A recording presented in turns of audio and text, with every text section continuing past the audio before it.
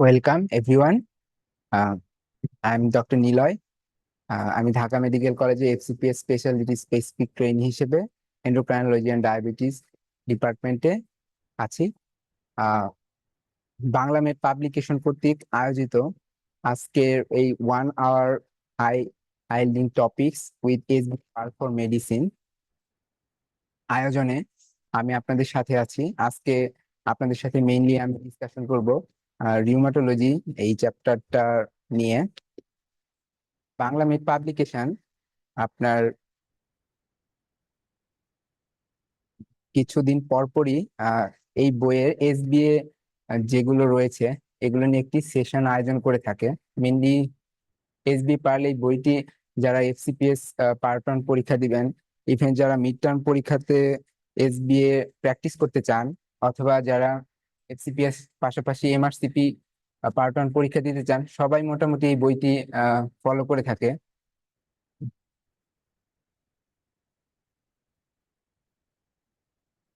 এই বইটি নিয়ে সেশন করার মেইন উদ্দেশ্য হচ্ছে এই বই কি ধরনের কন্টেন্ট রয়েছে এবং আপনার ডেভিশন পড়ার পাশাপাশি এই বইয়ের কন্টেন্ট গুলো আপনি কিভাবে পড়লে আপনি সবচেয়ে বেশি উপকার পেতে পারেন, সেই সম্পর্কেই আসলে আইডিয়া দেওয়া।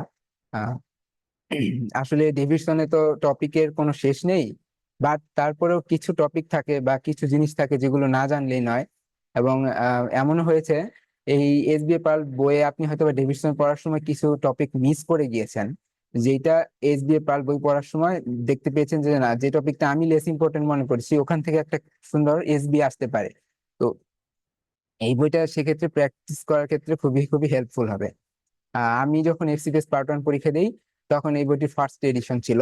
আমি সেই ফার্স্ট এডিশনের মানে নিজেই কাস্টমার ছিলাম, এবং সেকেন্ড এডিশন থেকে আমাকে এই বইয়ে কাজ করার সুযোগ দেওয়া হয়। এবং এখন পর্যন্ত যে কয়টি এডিশন বের হয়েছে, আমি এই বইটি কো এডিটর হিসেবে এই বইয়ে কাজ করার সুযোগ পেয়েছি।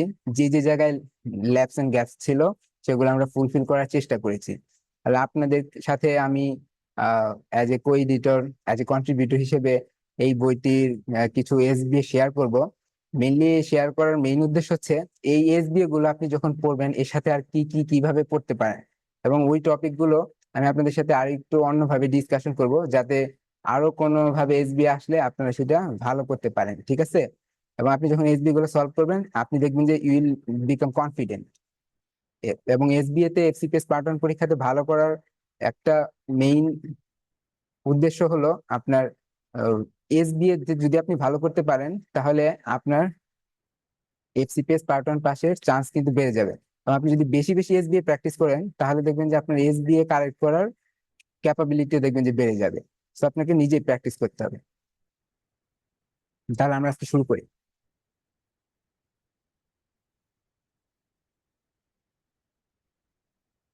দেখেন, আমাদের এসবিএ পারলে একটা প্রশ্ন দেওয়া হয়েছে। এ 72 years old man with known case of ischemic heart disease with hypertension with Crohn's disease recently visited his local GP doctor for a complaint of inflammatory pain on his recto and was prescribed allopurinol. Acha. His past medication include azathioprine, ramipril, and atorvastatin and aspirin. Now he develops symptoms of pancreatitis and CBC shows myelosuppression. দেখেন, এখন বলছে most likely cause of his recent symptom. তাহলে recent symptom কি হয়েছে? তার pancreatitis হয়েছে এবং মাইলোসাপ্রেশন হয়েছে। এই দুইটা সাইড ইফেক্ট কোন ড্রাগটা করে সাধারণত? এই যে আজাথায়োপ্রিন, এই ড্রাগটার মেইন সাইড ইফেক্ট হলো আপনার এগুলা করা। তাহলে যে কোনো ভাবেই হোক আপনার এই পেশেন্টটার তাহলে কোনোভাবে অ্যাজাথায়োপ্রিনের লেভেল বেড়ে গিয়েছে, কিন্তু আপনাকে তো ডক্টর একটা ফিক্সড ডোজই দিয়ে রাখছে। তাহলে কিভাবে অ্যাজাথায়োপ্রিনের ডোজটা বাড়লো? দেখেন, নতুন করে আমরা কি দিয়েছিলাম একটা ওষুধ, সেটা হলো অ্যালোপিউরিনল, তাই না? তাহলে এখানে নিশ্চয়ই কোনো ড্রাগ টু ড্রাগ ইন্টারাকশন আছে, ক্লু একটা। এই যে দেখেন, এটা আপনি জানতে হবে যে অ্যালোপিউরিনল যদি দেওয়া হয় তাহলে এই অ্যাজাথায়োপ্রিনের লেভেল মানে অ্যাজাথায়োপ্রিন মেটাবলিজম হয়ে যেটা তৈরি করে আপনার 6 মার্কঅ্যাপ্টোপিউরান, এই অ্যাক্টিভ মেটাবলিটিসের অ্যামাউন্ট আপনার কিন্তু বেড়ে যায়। So it's causing azathioprine toxicity. এই যে একটা হলো প্যানক্রিয়াটাইটিস আর একটা কি করে, মাইলোসাপ্রেশন করে, ঠিক আছে? আচ্ছা, আমি মনে রাখবেন যে অ্যাজাথায়োপ্রিন, সালফাসালাজিন, ঠিক আছে, মেসেলাজিন সবগুলোর মধ্যে অ্যাজাথিওপ্রিনের অ্যাকুট প্যানক্রিয়াটাইটিস করার রিস্ক সবচেয়ে বেশি। তাহলে এই পেশেন্টের তাহলে এখনের সিমটমের জন্য অফেন্ডিং ড্রাগ কোনটা? অ্যালোপিরিনাল। ঠিক আছে, তাহলে এইটা একটা কোশ্চেন। তো এখান থেকে আরেকটা কিভাবে এসবি আসতে পারে, কিছুই না, জাস্ট অ্যালোপিরিনাল দিয়ে বলে যাবে which is the mechanism of action. দেখেন জ্যানথিন অক্সিডেজ ইনহিবিটর। ঠিক আছে, আবার একটা প্রশ্ন আসছে না, এই যে এই পেশেন্টকে আপনি, একটা পেশেন্ট অ্যাকিউট গাউটি অ্যাটাক নিয়ে আসছে, আপনি পেশেন্টকে অ্যালোপিরিনল স্টার্ট করে দিলেন, এটা কি স্টার্ট করা যাবে? যাবে না। মনে রাখবেন, একটা পেশেন্ট অ্যাকিউট গাউটি অ্যাটাক নিয়ে আসলেই আপনি পেশেন্টকে অ্যালোপিরিনল স্টার্ট করে দেবেন। অ্যাকিউট অ্যাটাকের সময় কখনো অ্যালোপিরিনল স্টার্ট করা যায় না, মিনিমাম 2 to 3 উইকস পরে আপনার অ্যালোপিরিনল স্টার্ট করতে হয়। আরেকটা জিনিস হলো, আপনি বছরে 2 বার বা তার বেশি যদি গাউটি অ্যাটাক হয়, সেক্ষেত্রে আপনি পেশেন্টকে অ্যালোপিরিনল স্টার্ট করতে পারেন। ঠিক আছে, ইউরিক অ্যাসিড লোয়ারিং এজেন্ট হিসেবে। এবং allopurinol is the first line drug, কিন্তু ইন্ডিকেশন ছাড়া আমরা অ্যালোপিরিনল স্টার্ট করবো না। অনেকেই আবার দেখবেন যে ফেবুক্সোস্টেট স্টার্ট করে দেয় ফার্স্ট লাইন, কিন্তু গাইডলাইন কিন্তু ফেবুক্সোস্টেটকে ফার্স্ট লাইন বলে না, অ্যালোপিরিনল বলেছে। ঠিক আছে, এবার আপনার পেশেন্টের সিকেডি থাকলেও সমস্যা নেই, আপনার ইজিএফআর যদি কম থাকে আপনি হাফ ডোজে দেন, যেটা ডেইলি রিকোয়ারমেন্ট তার অর্ধেক দেন, কিন্তু আপনি একটু ইজিএফআর কম আছে দেখে ফেবুক্সোস্টেট স্টার্ট করা যাবে না, তাহলে এইভাবে করতে হবে।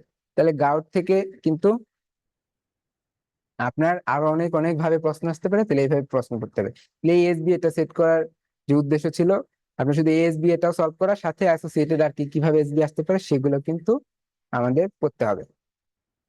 আচ্ছা, আরেকটা প্রশ্ন দেখি আমরা।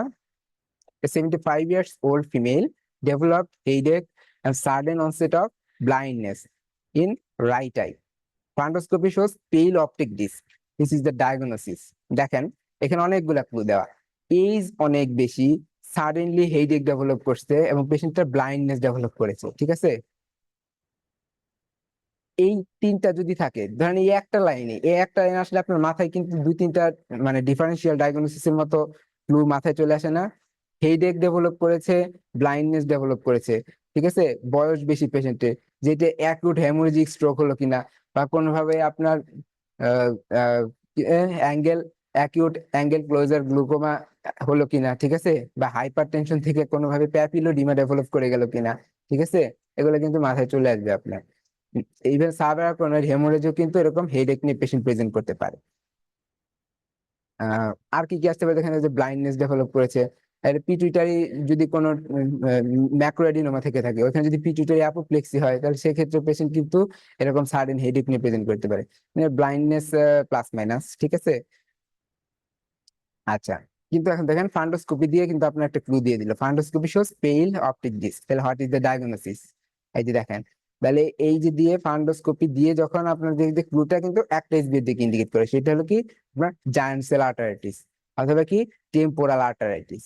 ঠিক আছে, তাহলে দেখেন এই পেশেন্টের কিন্তু একটা ছোট্ট জাস্ট 1-1.5 লাইনে একটা এসবি সেট করে দিচ্ছে এখান থেকে। তাহলে আমরা পড়ার সময় এই জায়ান্ট সেল আর্টারাইটিস আর টেম্পোরাল আর্টারাইটিসটা খুব ভালো করে পড়ে ফেলতে হবে।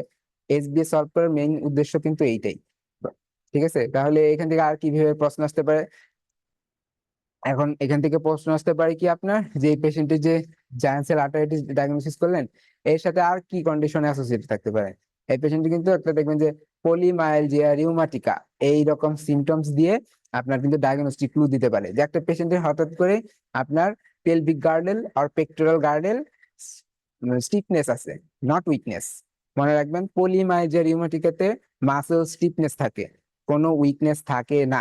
ঠিক আছে, কারণ এই পেশেন্টটার হঠাৎ করে এরকম হেডেক ডেভেলপ করছে, পেশেন্টের ব্লাইন্ডনেস নাই, হেডেক ডেভেলপ করেছে, জ ক্লডিকেশন ডেভেলপ করেছে, বা পেশেন্টটা বলবে যে হ্যাঁ আমি মাথা আঁচড়ানোর সময় এই সাইডে যখন চিরুনিটা নেই, এক সাইডে এরকম মাথা আঁচড়ানোর চিরুনি দিয়ে মাথা আঁচড়ানোর সময় ব্যথা করতেছে, তাই না? এবং আবার অন পালপেশন করে দেখবেন যে এই সাইডে এই টেম্পোরাল আর্টারিটা একটু আপনার কি একটু টর্ট হয়ে আছে, ঠিক আছে, পালপেট করা যায় হাতে বাজে। তাহলে এগুলো কিন্তু আপনার কি এসবি এর জন্য ডায়াগনস্টিক ক্লু হিসেবে কাজ করবে। ঠিক আছে, তাহলে ওইটা ডায়াগনোসিস কি হবে আপনার কিন্তু, দেখেন ওইটা ডায়াগনোসিস জায়ান্ট সেল আর্টারাইটিস। তারপরে এরকম ভাবে দিতে পারেন না, জায়ান্ট সেল আর্টারাইটিস আপনাকে এতগুলো ক্লু দিয়ে বলে দিবে যে which artery is involved in in this patient. তাহলে এই পেশেন্টের কোন আর্টারি ইনভলভ হয়েছে? আপনার পোস্টেরিয়র সিলিয়ারি আর্টারি অথবা আপনার অপথ্যালমিক আর্টারি, যেটি অপশনে থাকুক আপনি কারেক্ট অ্যান্সার দেখাবেন। তাহলে আপনি কিন্তু দেখেন স্যার কিন্তু একটা প্রশ্ন করে আপনার অ্যানাটমি নলেজও আপনার জেনে নিল। এবং বলবে কি এই পেশেন্টকে, তারপর বলে দিবে which is the next you will do, diagnosis বলে দিয়েছে, নেক্সট ইউ উইল ডু, আপনি কি করবেন? আপনি কি ইনভেস্টিগেশনের জন্য মানে পেশেন্টকে ওয়েট করাবেন? নো, আপনি পেশেন্ট ইনভেস্টিগেশন আর করেন বা না করেন, এই পেশেন্টকে আর্লি ইমার্জেন্সি আপনি মিথাইলপ্রেডনিসোলন মানে স্টেরয়েড স্টার্ট করতে হবে। ওকে, নাহলে কিন্তু এই পেশেন্টের এই ব্লাইন্ডনেস কিন্তু পার্মানেন্ট হয়ে যাবে। সো এইভাবে কিন্তু আপনি সুন্দর করে স্টেপ বাই স্টেপ আপনি একটা কোশ্চেন সলভ করার সময় মাথায় ক্লিক করে ফেলবেন যে ডায়াগনোসিসটা কি, কি কি ক্লিনিক্যাল ফিচার থাকতে পারে, আর কি কিভাবে ডায়াগনোসিস দিতে পারে, ইনভেস্টিগেশন কি করতে পারবো, ট্রিটমেন্ট কি করতে পারবো। ঠিক আছে? আচ্ছা, মনে রাখবেন এই পেশেন্টকে আমরা যে টেম্পোরাল আর্টারি বায়োপসি করি, বায়োপসি অনেক সময় নর্মাল আসতে পারে, কারণ এটা হলো আপনার স্কিপ লেশন করে আপনার আর্টারিতে। এই যে ইনফ্লামেশন যে হচ্ছে, এটা এক জায়গায় হচ্ছে, ঠিক আছে, এক এক জায়গায় হচ্ছে। তো আপনি এর জন্য আমরা বলি যে মোটামুটি 15 থেকে 20টা আমরা বায়োপসি স্যাম্পল নিই, বুঝতে পারছেন? এক জায়গা থেকে বায়োপসি স্যাম্পল নিলে নর্মাল আসতে পারে, and you miss the diagnosis. But biopsy confirmation করার জন্য এই পেশেন্টকে ওয়েট করানো যাবে না, এই পেশেন্টকে আপনার ইমার্জেন্সি মিথাইলপ্রেডনিসোলন দিয়ে দিতে হবে। ঠিক আছে? তারপরে এই পেশেন্টকে দেওয়ার সময় দেখেন যে আরো অনেক কিছু আপনার মাথায় রাখতে হবে। মিথাইলপ্রেডনিসোলন দিলে এই পেশেন্টের দেখবেন যে ব্লাড সুগার পিকে চলে গেছে, ঠিক আছে? তাহলে এই পেশেন্টটি কিন্তু তখন আপনার সাথে কি দিতে হবে? ইনসুলিনও দিতে হবে। ইনসুলিন দিয়ে পেশেন্টের সুগারও কন্ট্রোল রাখতে হবে। হ্যাঁ,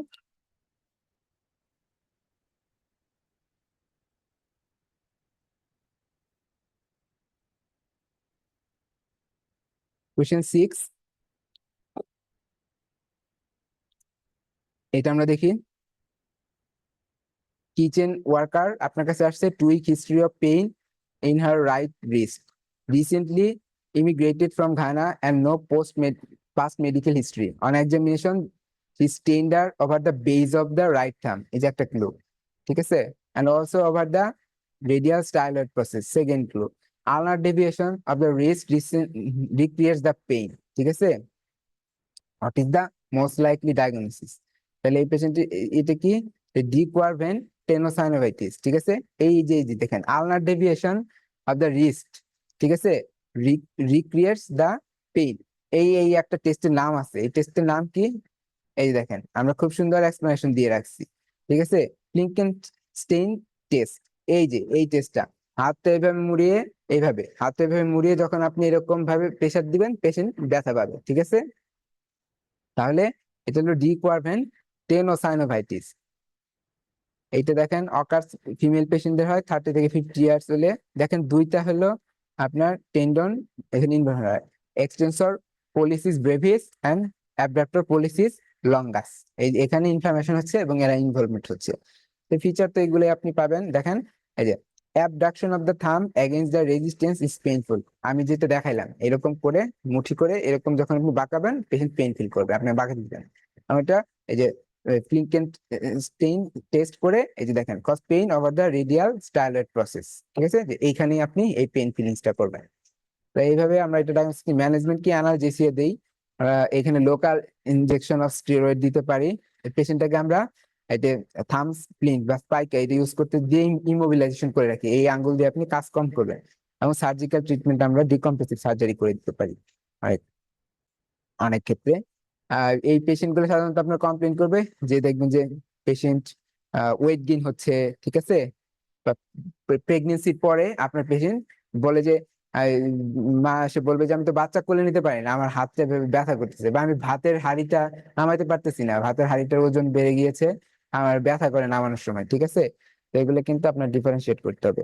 এবং এইখানে দেখবেন যে এই ডিকুয়ারভেন্ট টেনোসাইনোভাইটিসের এই এই এই এই জায়গা থেকে একটু আপনার বেজ অফ দ্য থাম্বের দিকে গেলে কিন্তু এখানে আবার কি অস্টিও আর্থ্রাইটিস ইনভলভমেন্ট হতে পারে, ঠিক আছে। তাহলে আপনাকে যেভাবে কিন্তু ডিফারেন্সিয়েট করতে হবে আসলে কোন লোকেশনে আপনার পেইনটা দিয়েছে, ঠিক আছে, প্রিসিপিটেটিং ফ্যাক্টর কি ছিল। হ্যাঁ, এইভাবে কিন্তু এসবি আসবে। এখানে এতগুলা ক্লু দেওয়ার পরে আপনার এটা অ্যান্সার ডিকুয়ারভেন্ট টেনোসাইনোভাইটিস, এইটা কিন্তু মিস করা যাবে না, ঠিক আছে। তারপরে এটা পড়ার সময় আরেকটা জিনিস আপনার মাথায় আসবে না, ডিকুয়ারভেন্ট টেনোসাইনোভাইটিস আছে, ডিকুয়ারভেন্ট থাইরয়েডাইটিসও তো আছে, তাই না? তাহলে ডিকুয়ারভেন্টের দুইটা ডিজিজ আমরা জেনে ফেললাম, একটা হলো ডিকুয়ারভেন্ট টেনোসাইনোভাইটিস আর একটা ডিকুয়ারভেন্ট থাইরয়েডাইটিস, ঠিক আছে। তাহলে ডিকুয়ারভেন্ট থাইরয়েডাইটিস কিভাবে আমরা ইনভেস্টিগেশন করি? এই ডিকুয়ারভেন্ট থাইরয়েডাইটিসে থাইরয়েড আপটেকটা কেমন হবে, প্রিসিপিটেটিং কজ কি থাকবে, এখানে প্রিসিপিটেটিং কজ গুলো যেমন পড়ে ফেলেন, ডিকোয়ারভেন, থাইরয়েডাইটিস এর প্রিসিপিটেটিং কজ গুলো করে ফেলবেন এইভাবে আর কি। হুম? আচ্ছা, এটা দেখি। আহ এটা এক লাইন একটা question, anti RNA polymerase antibody is mostly associated with which condition? দেখেন, মিক্সড কানেকটিভ টিস্যু ডিজিজ। ঠিক আছে, এই এই এই প্রশ্নের অ্যান্সার, এই মানে ক্লু যখন সেট করবে, তখন স্যাররা কি দিয়ে রাখবে জানেন? এইটার সাথে যেমন যদি একটা অপশন দেওয়া থাকতো ওভারল্যাপ সিনড্রোম, ঠিক আছে, তাহলে আপনি একটু ভ্যাবাচ্যাকা খেয়ে যেতেন। যে এমসিটিডি, মিক্সড কানেক্টিভ টিস্যু ডিজিজ, এইটা কখন বলবো আর ওভারল্যাপ সিনড্রোম কখন বলবো? মনে রাখবেন, একটা পেশেন্টের ওভারল্যাপ, ওভারল্যাপ মানে কি, পেশেন্টের এসিলির মতো ফিচারও আছে, তারপর পেশেন্টের শোগরেন সিনড্রোমের মতো ফিচার আছে, অথবা পেশেন্টের এসিলির মতো ফিচার আছে, অথবা সিস্টেমিক স্ক্লেরোসিস এর মতো ফিচার আছে, অথবা একটা পেশেন্টের শোগরেন সিনড্রোম এন্ড সিস্টেমিক স্ক্লেরোসিস দুইটার ফিচারই আছে, এবং এই দুইটার জন্যই কোনো না কোনো ভাবে অ্যান্টিবডি পজিটিভ আছে। ঠিক আছে, তাহলে দেখেন, একটা পেশেন্টের মানে ডিজিজ একটা, কিন্তু ওই ডিজিজেরও ফিচার আছে, এই ডিজিজেরও ফিচার আছে, তখন আমরা সেটাকে বলি ওভারল্যাপ সিনড্রোম, মানে ওভারল্যাপ করে গেছে, কিছু ফিচার ওভারল্যাপ করে আছে। ঠিক আছে, আচ্ছা, এখন এই পেশেন্টটার আপনি যদি এন্টি আরএনএ পলিমারেজ অ্যান্টিবডি, এটাকে এইটাকে এইভাবে অনেকে লিখে থাকে আপনার এন্টি ইউ1 আরএনপি। ঠিক আছে, এটাকে অনেকে এইভাবে লিখে থাকে। ঠিক আছে, এন্টি ইউ1 আরএনপি এইভাবে লিখে থাকে এইটা, অথবা এন্টি আরএনএ পলিমারেজ, যেটাই লিখে থাকুক,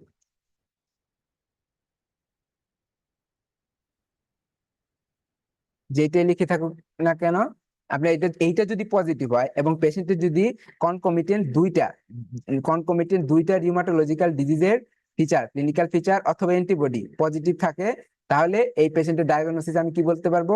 মিক্সড কানেকটিভ টিস্যু ডিসঅর্ডার। তাহলে ডায়াগনোসিস কি হবে? এমসিটিডি, মিক্সড কানেকটিভ টিস্যু ডিসঅর্ডার। মনে রাখবেন, এনটি ইউ1 আরএনপি অথবা এনটি আরএনএ পলিমারেজ, এই দুটো সেম। এইটা ছাড়া আপনি কোনো পেশেন্টকে কখনোই এমসিটিডি ডায়াগনোসিস বলতে পারবেন না। ঠিক আছে, স্যার আপনাকে খুব সুন্দর করে মিসগাইড করে দিতে পারবে, তখন আপনি বলতে হবে কি, এই this is the case of overlap syndrome, overlap syndrome. Sir বলবে কি যে, আচ্ছা তোমার ডায়াগনোসিস ওভারল্যাপ সিনড্রোম, তাহলে এটা এমসিটিডি হতে পারে কিনা? হ্যাঁ, হতে পারে, যদি স্যার পেশেন্টের এনটি ইউ1 আর এনপি অ্যান্টিবডি পজিটিভ থাকে। ঠিক আছে, কিন্তু এইভাবে আপনার কিন্তু করতে হবে।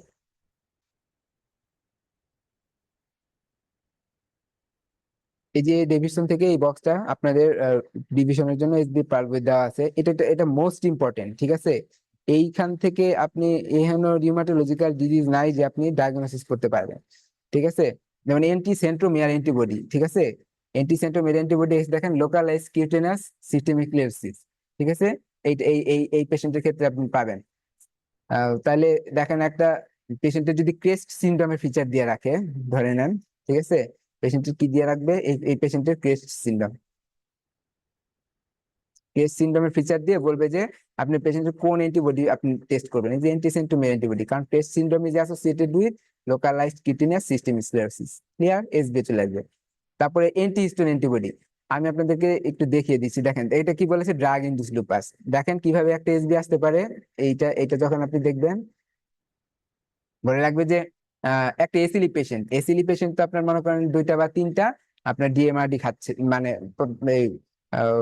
ডিজিজ মডিফাইং ড্রাগ পাচ্ছে। ধরেন এসিলি পেশেন্টটা আপনার এমএমএফ পাচ্ছে, অথবা কোনো বায়োলজিক্স পাচ্ছে, হাইড্রোক্সিক্লোরোকুইন পাচ্ছে, মানে পেশেন্টটা ইজ কাইন্ড অফ ইমিউনোসাপ্রেসিভ। তো পেশেন্টের হঠাৎ করে আপনি আপনার পেশেন্টকে আমরা এসিলি পেশেন্টকে ধরেন এমএমএফ দেওয়ার আগে, এমএমএফ মাইক্রোফেনোলেট মফিটিল, এটা দেওয়ার আগে পেশেন্টকে আমরা সাধারণত ইগ্রা টেস্ট করি, তাই না?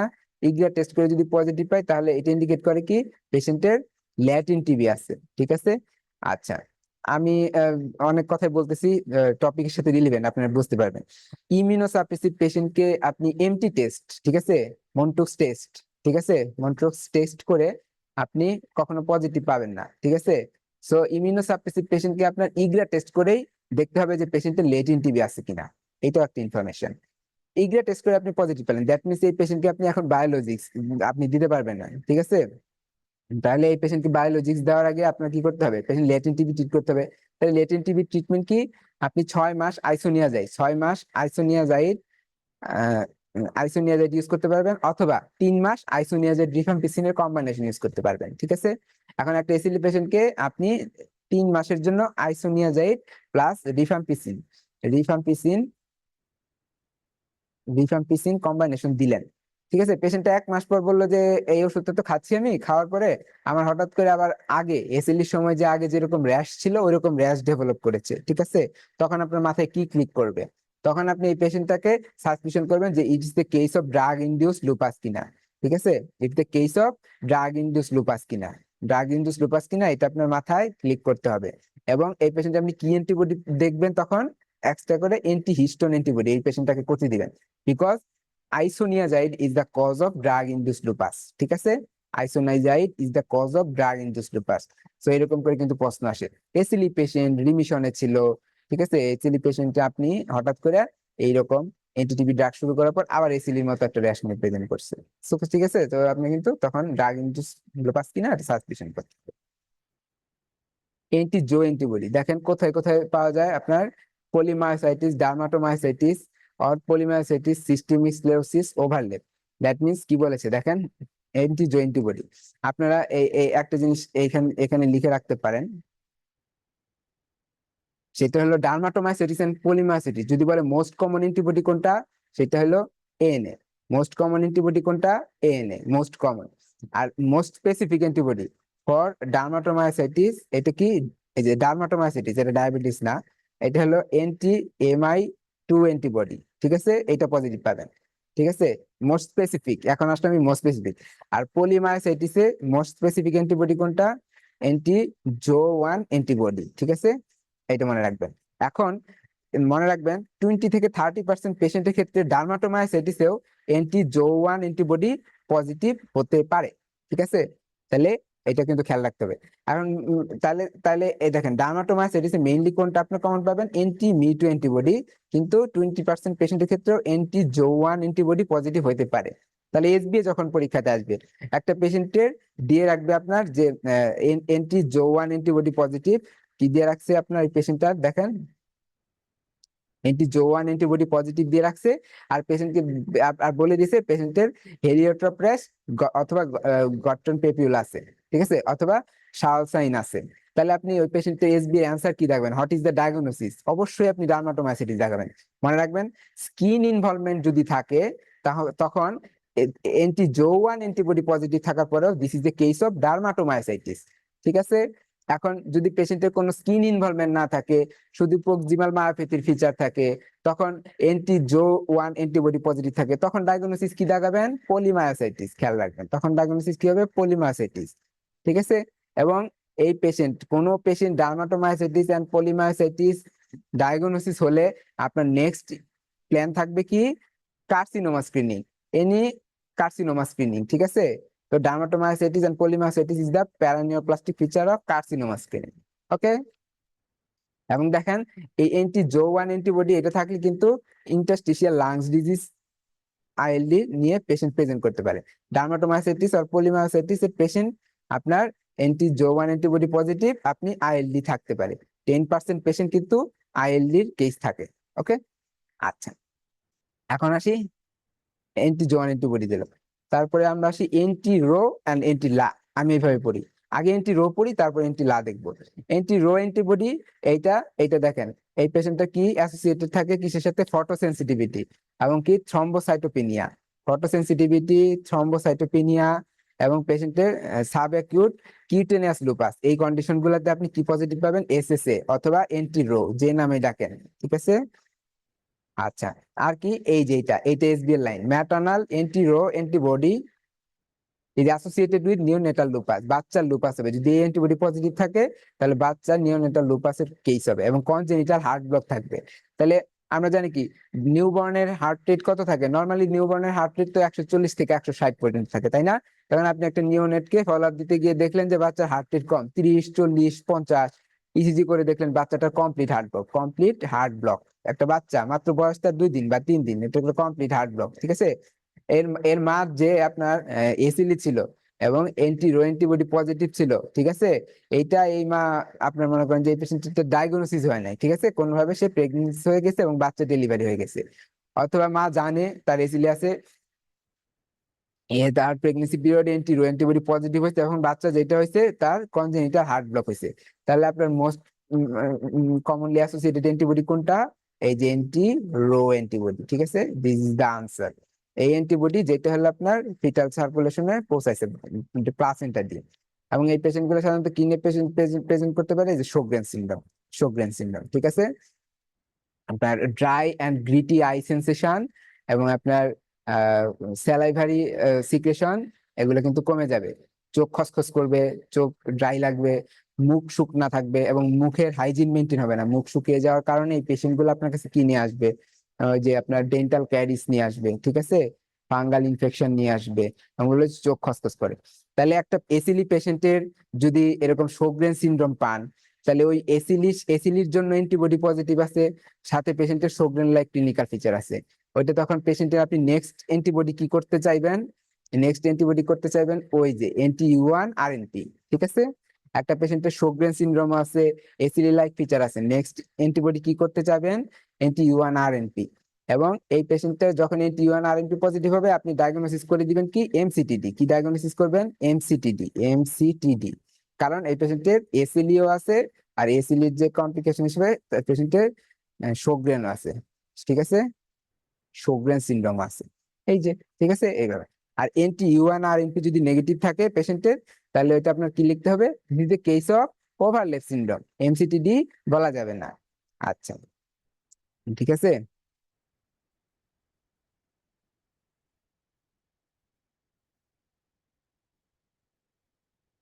দেখেন, আরেকটা আমরা আমরা কি পড়তেছি, দেখেন anti-U1-RNP অথবা anti-RNA পলিমারেজ, এটা আরেকটা কেসে পাওয়া যায়, এটা হলো কি ডিফিউজ সিস্টেমিক ক্লেরোসিস।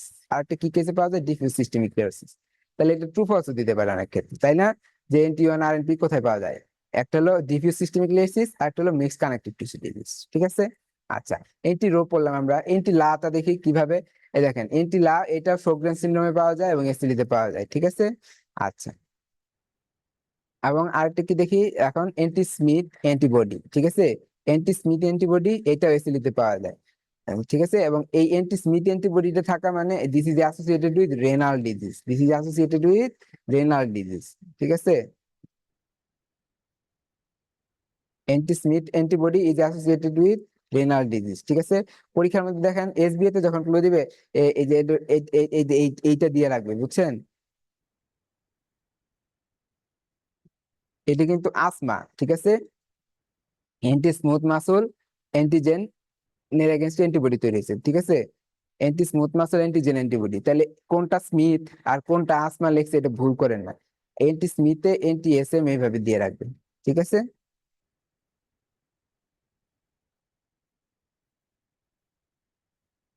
আচ্ছা, তাহলে এগুলো কিন্তু আপনার পরীক্ষার হলে ডায়লেমা তৈরি করবে, তো আপনার একটু খেয়াল রাখতে হবে। এন্ড দ্য লাস্ট ওয়ান কি? SCR-17। এই অ্যান্টিবডিটার আরেকটা নাম আছে কি? টপোয়াইসোমারাস 1 অ্যান্টিবডি, ঠিক আছে। এই যে এটা কোথায় পাবেন? ডিফিউজ সিস্টেমিক স্ক্লেরোসিস পাবেন, ডিফিউজ সিস্টেমিক স্ক্লেরোসিস। এবং এটি কি মোর সিভিয়ার অর্গান ইনভলভমেন্ট ইন্ডিকেট করে, ঠিক আছে। এবং এই পেশেন্টের কি পালমোনারি ফাইব্রোসিস ইন্ডিকেট করে। এই পেশেন্টের পালমোনারি ফাইব্রোসিস হবে, এবং এই পেশেন্টে কি নিয়ে প্রেজেন্ট করবে? আপনার ইন্টারস্টিশিয়াল লাং ডিজিজ নিয়ে প্রেজেন্ট করবে। এই পেশেন্টটা ইন্টারস্টিশিয়াল লাং ডিজিজ নিয়ে প্রেজেন্ট করবে, ঠিক আছে। এই পেশেন্টটাও ইন্টারস্টিশিয়াল লাংস ডিজিজ নিয়ে প্রেজেন্ট করবে। SCR-17, এটা কিন্তু ভুল করবেন না। SCR-17 অপর নাম কি? টপোয়াইসোমারাস 1। এই পরীক্ষার হলে দেখবেন 1 এর জায়গায় 2 দিয়ে রেখে দিয়েছে, ঠিক আছে। এইভাবে আর কি আপনার কোশ্চেন গুলো করে, ঠিক আছে। এই যে আরেকটা জিনিস এখান থেকে জেনে যান, এই যে সেন্ট্রোমিয়ার অ্যান্টিবডি আছে না, এই পেশেন্টের কিন্তু আপনার কি পালমোনারি হাইপারটেনশনও করে। Centromere antibody associated localised cutaneous systemic sclerosis থাকে, এই পেশেন্ট কিন্তু হাইপারটেনশন করে। এবং এইখানে দেখেন আপনি কিন্তু সামারি করে মোটামুটি সবগুলোই পড়াই দিলাম যে কোনটা থাকলে কিভাবে কি ডায়াগনোসিস করবেন, ঠিক আছে। এবং মনে রাখবেন এই যে centromere antibody positive patient primary pulmonary hypertension নিয়ে প্রেজেন্ট করেছে। এবং এই পেশেন্ট কিন্তু আস্তে আস্তে কিন্তু আপনার আহ, এই কি বলে, এই পেশেন্ট কিন্তু রাইট হার্ট ফেলিওরের ফিচার নিয়ে কিন্তু আপনার কাছে আসবে পেশেন্ট। তাহলে এসবিতে কিন্তু ক্লু দিবে, ক্লু দিয়ে আপনার কিন্তু ডায়াগনোসিস করতে বলবে যে কোন অ্যান্টিবডি পজিটিভ কারণ, ঠিক আছে। কেস সিনড্রোমের টিপিক্যাল ফিচার দেয় না, বুঝতে পারছেন? না দিয়ে কিন্তু এরকম right heart failure primary pulmonary হাইপারটেনশনের ফিচার এগুলো দিয়ে বলে দিবে যে পেশেন্টটি আপনি কি দিয়ে ট্রিটমেন্ট করবেন, ঠিক আছে। তাহলে পালমোনারি হাইপারটেনশনের ট্রিটমেন্টও আমাদের জানতে হবে, ঠিক আছে। যেমন আমরা পেশেন্টকে আপনার প্রথমে ক্যালসিয়াম চ্যানেল ব্লকার দেই, যদি ওটা তো কাজ না হয় তাহলে ওই পেশেন্টকে আমরা কিন্তু অ্যাম্বিসার্টান বুসেন্টান এগুলা দিই, ঠিক আছে। এবং কিছু প্রোস্টাগ্ল্যান্ডিন অ্যানালগ আছে, যেমন প্রোস্টাসাইক্লিন বা আইলিওপ্রোস্ট, এগুলো দিই। এগুলো কিন্তু পালমোনারি ভেসোডাইলেটর হিসেবে কাজ করে, ঠিক আছে। ওকে, আমরা তাহলে নেক্সট কোশ্চেন একটা দেখি। কোশ্চেন 8, এটা দেখি। এই যে দেখেন, একটা পেশেন্ট আসছে, feature of indolent fashion of puffiness of finger, Raynaud's phenomenon with myalgia. Investigation করে এএনএ পজিটিভ পেলেন, রিউমাটয়েড ফ্যাক্টর পজিটিভ পেলেন, এনটি আরএনপি পজিটিভ। এই যে দেখেন, এএনএ পজিটিভ মানে এই পেশেন্টের আসলে কি আছে, এসিলি আছে, আর রিউমাটয়েড ফ্যাক্টর পজিটিভ আছে, এবং NT1 আরএনপি পজিটিভ আছে, ঠিক আছে। তাহলে এবং পেশেন্টের কি রেনল্ডস ফেনোমেনন আছে এবং মাইলজিয়া আছে, বুঝতে পারছেন তো? আচ্ছা, তাহলে এই পেশেন্টে তাহলে কি হবে, এমসিটি দি, ঠিক আছে। দেখেন কি কি আপনার এই পেশেন্টের মায়োসাইটিস থাকতে পারে, তো ধরুন পেশেন্ট ডার্মাটোমায়োসাইটিস বা পলিমায়োসাইটিস থাকতে পারে, ঠিক আছে। আচ্ছা, এর সাথে কি এই পেশেন্টের এসিলি আছে, কারণ এইটা কোন কোন কোন জায়গা থেকে আসছে, এইটা পজিটিভ হয়ে আসছে। এটা পজিটিভ হয়ে আসা মানে এই পেশেন্টের এমসিটিডি ডায়াগনোসিস হবে, মানে একটা স্পেসিফিক কোনো ডায়াগনোসিস দেখাবেন, ঠিক আছে। আচ্ছা, কোশ্চেন, এই কোশ্চেনটা দেখি আমরা। এই যে পারলে দেওয়া আছে, এটা, a 55 years old female with 75 kg weight came to you with the complaints of pain and swelling of the right knee joint. On examination, you have found a nodule on the extensor surface of the PIP or the fourth finger. What is the name of this nodule? ঠিক আছে, এটা দেখেন, এটা কিন্তু খুবই tricky question করেছে। পেশেন্টের কিছু কি দিয়েছে দেখেন, pain and swelling of the right knee joint, একটা লার্জ জয়েন্ট ইনফরমেশন দিয়েছে। আরেকটা কি দিয়েছে, আহ, এটা এটা আরেকটা কি দিয়েছে দেখেন, এক্সটেন্সর সার্ফেসের পিআইপি তে আপনি একটা কি পাইলেন, ফোর্থ ফিঙ্গার পিআইপি তে একটা নোডিউল পাইলেন। What is the name of this nodule? আপনি কিন্তু ফোর্থ ফিঙ্গারে যে নোডিউলটা আছে এইটার নাম চাইছে, তাহলে এটা কি হবে, বোচার্ড নোডিউল, ঠিক আছে। জেনারেলাইজ নোডিউলার অস্টিওআর্থ্রাইটিস, এটা ডায়াগনোসিস কিন্তু নি জয়েন্ট অস্টিওআর্থ্রাইটিস আছে, আবার এটা নোডিউল করেছে, তাই না? আচ্ছা, তাহলে এটা এটা দেখেন, এটা এটা এটা এটা এটা কিন্তু রিউমাটয়েড নোডিউল, কেন দাগাবেন না? রিউমাটয়েড নোডিউল এটা হবে না কিন্তু, ঠিক আছে। রিউমাটয়েড নোডিউল যদি আপনার কাছে এক্সপেক্ট করতো এখানে নি জয়েন্টটা এরকম সোয়েলিং দিয়ে ক্লু দিত না, ঠিক আছে। আরেকটা জিনিস, আরেকটা জিনিস কি দিয়ে দিত, যেমন এই যে এক্সটেন্সর সারফেসে পিআইপি, এইখানে শুধু ইন্ডিকেট করতো না। রিউমাটয়েড নোডিউল আরো অন্য অন্য ফিঙ্গার, অন্য জয়েন্ট গুলাতে, পিআইপি অথবা মেটাকার্পোফ্যালাঞ্জিয়াল জয়েন্ট, ঠিক আছে, এই জয়েন্ট গুলাতেও ইনভলভমেন্টের একটা হিস্ট্রি দিয়ে রাখতো, ঠিক আছে। ইভেন আপনার এখানে এক্সটেন্সর সারফেস যেটা আছে আপনার এলবো, এই দিকেও রিউমাটয়েড নোডিউলের একটা হিস্ট্রি দিয়ে থাকতো, তাহলে এটা রিউমাটয়েড নোডিউল দাগাবো না এখন। এবং nodule of the PIP are call Bouchard nodule, and the ones are the DIP, যেটা কি বলে, হেবার্ডেন নোডিউল, তাহলে এটা কিন্তু ডিআইপি তে দেয় না। আরেকটা ক্লু হলো, আপনার পিআইপি জয়েন্ট, ডিআইপি জয়েন্ট দুইটাই ইনভলভমেন্ট হয় কিন্তু আপনার এই যে জেনারেলাইজ নোডাল অর্থোআর্থ্রাইটিস এর ক্ষেত্রে, ঠিক আছে। কিন্তু মনে রাখবেন, ডিআইপি কখনো আপনার রিউমাটয়েড আর্থ্রাইটিসে ইনভলভড হয় না। DIP never involve and in rheumatoid arthritis, ঠিক আছে। ডিআইপি ডিস্টাল ইন্টারফেরেন্সিয়াল জয়েন্ট হলে এটা সোরিয়াটিক আর্থ্রাইটিস হইতে পারে, ঠিক আছে। এইটা আপনার হইতে পারে অস্টিও আর্থ্রাইটিস, এবং এইটা হইতে পারে ইভেন আপনার গাউট হইতে পারে, ঠিক আছে। এইটা কখনো এই ডিআইপি তে এটা ইনভলভমেন্ট হবে না। ডিআইপি জয়েন্ট ইনভলভমেন্ট হলে জিডি হলো এই তিনটা। ওকে,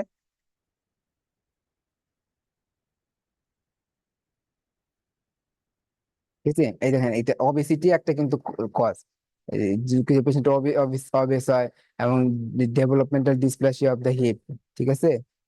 এবং কি স্লিপড ফিমোরাল ইপিফাইসিস, ট্রমার হিস্ট্রি থাকলে পেশেন্টের কিন্তু আপনার অস্টিওআর্থ্রাইটিস ডেভেলপ করতে পারে। এবং যে লিগামেন্টাল রাপচার, লিগামেন্টাল ইনজুরি হতে, যে প্রেজিড ডিজিজের পেশেন্ট, এরাও কিন্তু অস্টিওআর্থ্রাইটিস রিস্ক ফ্যাক্টর। ফার্মার মাইনিয়ার, যারা হেভি ওয়েট ক্যারিয়ার থাকে, ঠিক আছে, ফিমেল পেশেন্ট ইস্ট্রোজেন ডিফিসিয়েন্সি, ওরা অস্টিওআর্থ্রাইটিসের কেস, ঠিক আছে। এবং অ্যারোমেটেজ ইনহিবিটর যারা ইউজ করে, ঠিক আছে, অ্যারোমেটেজ ইনহিবিটর যারা আপনার ইউজ করা হচ্ছে, তাদের কিন্তু অস্টিওআর্থ্রাইটিসের রিস্ক বেড়ে যায়, খেয়াল রাখবেন। তাহলে এগুলো কিন্তু এসবিএফ ফ্লু হিসেবে কাজ করতে পারে। ঠিক আছে। তাহলে অস্টিওআর্থ্রাইটিস এর এখান থেকে তো আমরা এটা পড়ে ফেললাম নডিউল দিয়ে। তাহলে আপনার কাজ কি অস্টিওআর্থ্রাইটিস এর কি কি পড়া। অস্টিওআর্থ্রাইটিস এটার হলো আপনার জয়েন্ট, ধর নি জয়েন্ট অস্টিওআর্থ্রাইটিস কি কি আমরা চেঞ্জ পাবো এগুলো আমরা পড়ে ফেলবো, ঠিক আছে না। Joint space narrowing, subchondral sclerosis, subchondral বোন সিস্ট ফরমেশন, এই যে এরকম ক্লু দিয়ে থাকবে, ঠিক আছে। তারপরে গাউট এন্ড সিউডো গাউট, এই গাউট যদি আপনার নি জয়েন্টে গাউট হয় তাহলে কি পাবেন, নি জয়েন্টে সিউডো গাউট হলে কি পাবেন, ঠিক আছে, সিউডো গাউট হলে কি পাবেন। এমনি নি জয়েন্টে সুন্দর একটা কন্ড্রোক্যালসিনোসিস থাকবে, chondrocalcinosis is the feature of pseudo gout, ঠিক আছে, chondrocalcinosis is the feature of pseudo gout, ঠিক আছে। আর আপনি মনে রাখবেন কোন পেশেন্ট যদি লার্জ জয়েন্ট এরকম অ্যাকিউট রেড ইনফ্লাম নিয়ে আসে, অ্যাকিউট রেড ইনফ্লাম মানে অ্যাকিউট আর্থ্রাইটিস নিয়ে প্রেজেন্টেশন করে, আপনার নেক্সট ইনভেস্টিগেশন অফ চয়েস কি হবে, জয়েন্ট ফ্লুইড অ্যাসপাইরেশন, ঠিক আছে, লার্জ জয়েন্ট, ঠিক আছে, যদি আপনার এরকম অ্যাকিউট অ্যাটাক নিয়ে আসে এবং অ্যাসিমেট্রিক্যাল মানে একটা জয়েন্ট লার্জ জয়েন্ট নিয়ে আসে, তাহলে আপনার এটা ফার্স্ট ইনভেস্টিগেশন হবে জয়েন্ট ফ্লুইড অ্যাসপাইরেশন। এবং ওই জয়েন্ট ফ্লুইডটা আপনি কিসের জন্য পাঠাবেন, আপনার সাইটোলজি এন্ড কালচার করার জন্য পাঠাবেন, বিকজ আপনার ডিডি কি কি মাথায়, একটা হলো অস্টিওআর্থ্রাইটিস আছে, ওই জয়েন্টে কিন্তু আপনার সেপটিক আর্থ্রাইটিস নিয়ে আসতে পারে পেশেন্ট, সেপটিক আর্থ্রাইটিস। আর আর আর একটা ডিডি কি আছে, একটা হলো গাউট, আর একটা কি সিউডো গাউট, মানে ক্রিস্টাল আর্থ্রাইটিস কিনা, তাই না, সিউডো গাউট। তাহলে আপনার এই যে আপনার কালচার, এই joint fluid aspiration culture and gram stain করলে তো আপনি বুঝতে পারবেন যে এটা সেপটিক আর্থ্রাইটিস না নাকি না। আর এটা কি গাউট আর সিউডো গাউট, এই দুইটা আপনি কি করবেন পোলারাইজড লাইট মাইক্রোস্কোপি করলে আপনি বুঝে ফেলতে পারতেছেন যে এটা গাউট না সিউডো গাউট, ঠিক আছে, polarised light microscopy guide you this is gout আর সিউডো গাউট। আরেকটা কি করবেন, আরেকটা ডিডি কি থাকতে পারে এই পেশেন্টের, এই দুইজন রিঅ্যাক্টিভ আর্থ্রাইটিস কিনা, তাহলে আপনার রিঅ্যাক্টিভ আর্থ্রাইটিস, রিঅ্যাক্টিভ আর্থ্রাইটিস এর অন্য আলাদা ফিচার গুলো আপনার সার্চ করতে হবে, তাই না। তাহলে এরকম acute, asymmetrical, mono or oligo arthritis presentation থাকলে কিন্তু আমার এগুলো মাথায় রাখতে হবে। আর যদি লার্জ জয়েন্ট ইনভলভমেন্ট থাকে এবং অ্যাকিউট ফিচার থাকে পেশেন্টের, যেমন জয়েন্ট সোয়েলিং হয়েছে, লোকাল টেম্পারেচার রেজ গিয়েছে, রেডনেস হয়ে গিয়েছে, তাহলে আপনার অবশ্যই ওই পেশেন্টকে আপনার অ্যাসপাইরেশন করতে হবে, ঠিক আছে, জয়েন্ট ফ্লুইড অ্যাসপাইরেশন স্টাডি এবং উইথ পোলারাইজড লাইট মাইক্রোস্কোপ। এই কোশ্চেনটা আমরা দেখি, এই দেখেন এটা এটা এটা একটা খুব সুন্দর কোশ্চেন। একটা প্রিমেনোপোজাল ওমেন আপনার কাছে আসছে, জয়েন্ট পেইন, জেরোস্টোমিয়া, ফ্যাটিগ, এগুলো নিয়ে ইনভেস্টিগেশন করে আপনি এনএ পজিটিভ পেলেন, এনটি রো পজিটিভ পেয়েছেন, এনটি লা পজিটিভ পেয়েছেন, কমপ্লিমেন্ট C3 C4 নর্মাল পেয়েছেন, রিমাটয়েড ফ্যাক্টরও পজিটিভ পেয়েছেন, তাই না, আপনি সবই পজিটিভ পেয়েছেন, এনটি সিসিপি নেগেটিভ পেয়েছেন। Based on this following immunological assay, what is the most likely diagnosis? Most likely diagnosis কি? দেখেন এই পেশেন্টের জেরোস্টোমিয়া আছে, মানে কি এই পেশেন্টের ফিশ মাউথ আছে, ঠিক আছে, আর কি ফ্যাটিক আছে এই পেশেন্টের, এবং পেশেন্টের দেখেন এসিলির জন্য অ্যানা পজিটিভ পেয়েছেন, এন্টিরোয়েন্টিলা পেয়েছেন পজিটিভ, এন্টিরোয়েন্টিলা থাকলে আবার এসিলির সাথে আপনার কি মাথায় রাখতে হবে, সিস্টেমিক আপনার শোগ্রেন সিনড্রোম আছে কিনা, তাই না, একটু আগে আমরা পড়ে আসলাম। আর কমপ্লিমেন্ট নর্মাল আবার বলেছে, আর রিউমাটয়েড ফ্যাক্টর পজিটিভ কিন্তু এনটিসিসিপি বা এসিপি এ নেগেটিভ দিয়েছে, তার মানে এইটা পেশেন্টের রিউমাটয়েড আর্থ্রাইটিস না, ঠিক আছে। আদার্স অনেক কজ, রিউমাটয়েড আর্থ্রাইটিস ব্যতীত অনেক কজে রিউমাটয়েড ফ্যাক্টর পজিটিভ হতে পারে, ঠিক আছে। তাহলে এই এতগুলা অ্যান্টিবডি পজিটিভ, তখন মনে করবেন যে সামথিং রং, এই কোশ্চেনের অ্যান্সার অনেকেই সি দাগাবেন কিন্তু এটা ভুল, এটা rheumatoid arthritis and SLE together no. এই পেশেন্টের এটা হলো প্রাইমারি শোগ্রেন সিনড্রোম, পেশেন্টের কোনো এসিলি লাইক ফিচারই নাই, দেখতে পাচ্ছেন, পেশেন্টের কোনো এসিলি লাইক ফিচারই নাই, এবং পেশেন্টের রিউমাটয়েড আর্থ্রাইটিস কোনো জয়েন্টস মাল্টিপল স্মল জয়েন্ট ইনভলভমেন্টের কোনো ফিচারই নাই, ঠিক আছে, পেশেন্টের জাস্ট একটু জয়েন্ট পেইন আছে, ভেগ জয়েন্ট পেইন আছে এবং ফেটিক বলতেছে, সাথে এতগুলো অ্যান্টিবডি আপনার পজিটিভ, ঠিক আছে। এই যে দেখেন lacrimal and salivary gland dryness হয়ে যায় এবং পেশেন্টের মাউথ জেরোস্টোমিয়া এবং ড্রাই আই মানে কেরাটোকনজাক্টিভাইটিস সিকা এটা নিয়ে প্রেজেন্ট করে, এটা হলো Sjogren syndrome. It is a autoimmune disease associated with multiple autoantibody, বুঝতে পারছেন, এই যে দেখেন rheumatoid factor and anti Ro anti La এবং ইভেন পেশেন্টের অ্যান্টিপ্যারাইটাল সেল এবং অ্যান্টি থাইরয়েড অটো অ্যান্টিবডিজ, এগুলো কিন্তু আপনার পজিটিভ হতে পারে, আদার্স অটো অ্যান্টিবডি যেগুলো আছে, ঠিক আছে। তাইলে এই পেশেন্টটার ডায়াগনোসিস যদি আপনার থাকতো, এই যে অনেকে ফিশ মাউথ দেখে সিস্টেমিক স্ক্লেরোসিস দাগাবেন, এইটাও দাগানো যাবে না, এইটাও হবে না, ঠিক আছে? এটা হলো প্রাইমারি শোগরেন সিনড্রোম। মনে রাখবেন, সকল অ্যান্টিবডি পজিটিভ, অ্যান্টিবডি যে যে অ্যান্টিবডি গুলো দেখাইলাম, অ্যান্টিবডি গুলো পজিটিভ, কিন্তু পেশেন্টের আদার্স কোনো ডিজিজের কোনো স্পেসিফিক ফিচার্স নাই, ঠিক আছে? এসিলির কোনো ক্লিনিক্যাল ফিচার নাই, ক্লিনিক্যাল ফিচার গুলা অ্যাবসেন্ট, এসিলি ক্লিনিক্যাল ফিচার নাই, রিউমাটয়েড আর্থ্রাইটিসের কোনো ক্লিনিক্যাল ফিচার নাই, ঠিক আছে? তো মনে রাখবেন, this is the case of primary Sjogren syndrome, মানে অ্যান্টিবডি দিয়ে যেটা ডায়াগনোসিস করি কিন্তু কোনো ক্লিনিক্যাল ফিচার নাই, তাহলে সেটা হলো কি প্রাইমারি শোগরেন সিনড্রোম। এখন কোন পেশেন্টের ধরেন মনে করেন যে ক্লিনিক্যাল ফিচার গুলো আছে, ঠিক আছে, এসিলির ক্লিনিক্যাল ফিচারও আছে, রিউমাটয়েড আর্থ্রাইটিস অথবা পেশেন্টের আরো অন্য কোনো ডিজিজের ক্লিনিক্যাল ফিচার আছে, যেমন ধরেন পেশেন্টের সিস্টেমিক স্ক্লেরোসিসের ক্লিনিক্যাল ফিচার আছে, এসিলির ক্লিনিক্যাল ফিচার আছে, সাথে পেশেন্টের অ্যান্টিবডি, এই যে এই অ্যান্টিবডি গুলো পজিটিভ আছে, ঠিক আছে? তাহলে তখন সেটা কি হয়ে যাবে, সেকেন্ডারি শোগরেন সিনড্রোম। তখন সেটা কিন্তু কি হয়ে যাবে, সেকেন্ডারি শোগরেন সিনড্রোম। এটা খেয়াল রাখবেন, কোনটা প্রাইমারি শোগরেন আর কোনটা সেকেন্ডারি শোগরেন, ঠিক আছে? আচ্ছা, এবং মনে রাখবেন, এই যে Sjogren syndrome associated with which conditions, এটা কিন্তু খেয়াল রাখতে হবে। তো এই যে আপনার কি দিয়ে রাখবেন জানেন, একটা পেশেন্টের অনেকদিন ধরে রিউমাটয়েড আর্থ্রাইটিস, ঠিক আছে, অনেকদিন ধরে পেশেন্টের রিউমাটয়েড আর্থ্রাইটিস, পেশেন্টের আর এ এনটিসিসিপি বোথ পজিটিভ, এই পেশেন্টটা আপনার কাছে আসছে, ঠিক আছে, ঠিক আছে? এই পেশেন্টটা হঠাৎ করে আপনার কাছে এরকম নিয়ে আসছে যে আমার চোখটা খসখস করে, ঠিক আছে, আমার আমার মুখটা শুকায় যাচ্ছে, ঠিক আছে? তাহলে আপনার মাথায় কি চিন্তা করতে হবে, যে এটা পেশেন্টের শোগরেন সিনড্রোম ডেভেলপ করলো কিনা, এই যে rheumatoid arthritis is associated with Sjogren syndrome. তখন এই পেশেন্টের আসলে আপনি কি ডায়াগনোসিস করবেন, R A with secondary Sjogren syndrome, secondary Sjogren syndrome, ঠিক আছে, ঠিক আছে, সেকেন্ডারি শোগরেন সিনড্রোম। আবার দেখেন, একটা পেশেন্টের দিয়ে রাখবে, patient is a known case of primary sclerosis sporangitis, ঠিক আছে, প্রাইমারি স্ক্লেরোসিস স্পোরানজাইটিস। এই পেশেন্টটার কিন্তু আপনার যদি এরকম ফিচার ডেভেলপ করে, আপনার শোগরেন সিনড্রোম আছে কিনা এগুলো মাথায় রাখতে হবে, ঠিক আছে? তাহলে এই অটোইমিউন ডিজিজ গুলা সাথে অ্যাসোসিয়েটেড থাকতে পারে।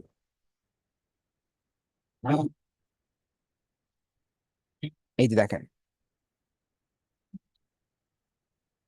এই যে অটো অ্যান্টিবডি ফ্রিকোয়েন্টলি ডিটেক্টেড, এগুলো পাওয়া যেতে পারে আপনার। আর অ্যাসোসিয়েটেড অটোইমিউনিটি, যেমন যে coeliac disease, systemic sclerosis, systemic lupus erythematosus, এই যে প্রাইমারি বিলিয়ারি কোলোনাইটিস, ঠিক আছে, ঠিক আছে, পিবিসি, সরি পিবিসির সাথে আপনার কি অ্যাসোসিয়েটেড থাকতে পারে, শোগরেন সিনড্রোম অ্যাসোসিয়েটেড থাকতে পারে। এবং আপনার ক্রনিক অ্যাক্টিভ হেপাটাইটিস থাকতে পারে, এবং মাইস্থেনিয়া গ্রেভিস, ঠিক আছে? তাহলে এই ডিজিজ গুলো আপনার ট্রু ফলস এর জন্য ইম্পর্টেন্ট, এবং এসবি এর জন্য কিন্তু আপনার ইম্পর্টেন্ট, এই কন্ডিশন গুলো থাকলে অ্যাসোসিয়েটেড থাকতে পারে শোগরেন সিনড্রোম, ঠিক আছে? আচ্ছা,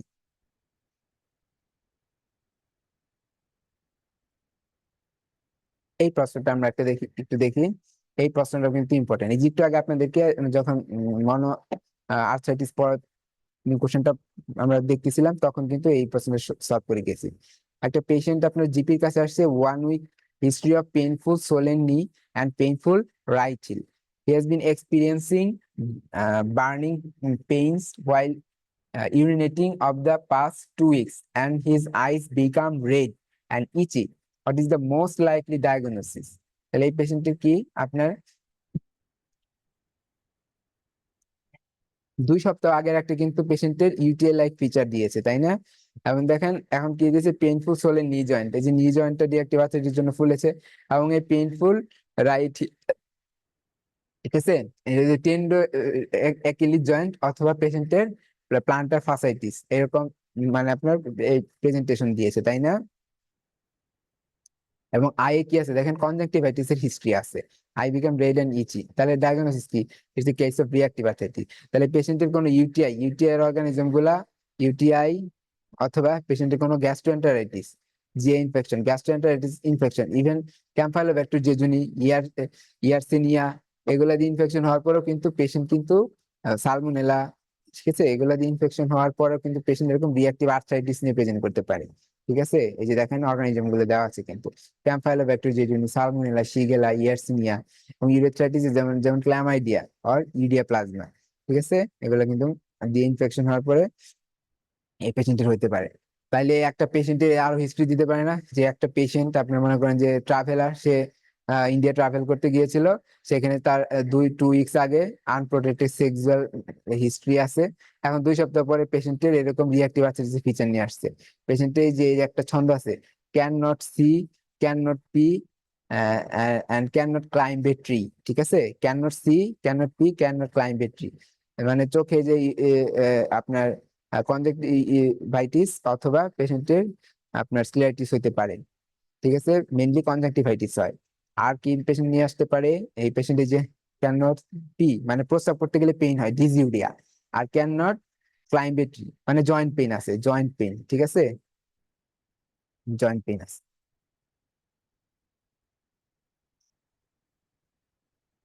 তাহলে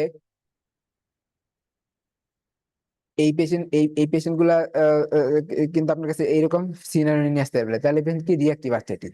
এবং ইন্টারেস্টিংলি এই পেশেন্টের রিয়াক্টিভ আর্থ্রাইটিস থাকার পরেও আপনার কিন্তু মানে হিস্ট্রি নিয়ে এক্সক্লুড করতে হবে। এবং এই পেশেন্টের ক্ষেত্রে অনেক ক্ষেত্রে আপনি যদি জয়েন্ট ফ্লুইড অ্যাসপিরেশন করেন, জয়েন্ট ফ্লুইড অ্যাসপিরেশন করলে এই পেশেন্টে আপনি কি পাবেন, এখানে কোনো ধরনের অর্গানিজম পাবেন না, no organism, no organism is found. ঠিক আছে, নো অর্গানিজম ইজ ফাউন্ড। ঠিক আছে, তাহলে এইটা কি ডায়াগনোসিস কি রিঅ্যাক্টিভ আর্থ্রাইটিস, অথবা কি ডায়াগনোসিস আপনি বলতে পারেন this is a case of Reiter syndrome. ঠিক আছে, this is a case of Reiter syndrome.